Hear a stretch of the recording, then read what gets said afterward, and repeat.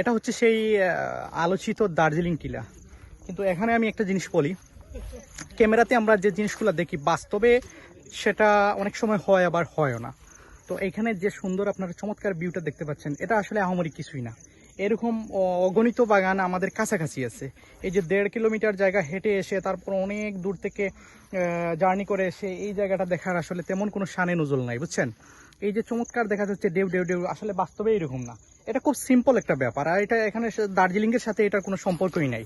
এটা কি বলবো, ওই যে হুজুগে বাঙালি, মানে আমরা যে এটাই হচ্ছে আমাদের আসল সমস্যা।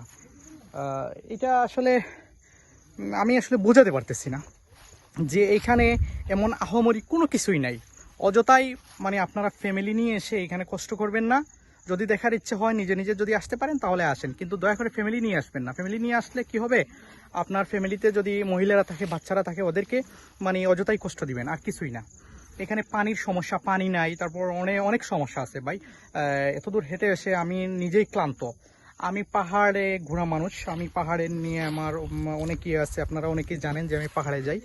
তো আমি বলবো আমার যে এক্সপিরিয়েন্স, এটা এখানে তেমন কিছুই না। আপনারা আসলে আপনাদের একটু হিসাব কিতাব করে আসবেন। ঠিক আছে, ভালো থাকেন।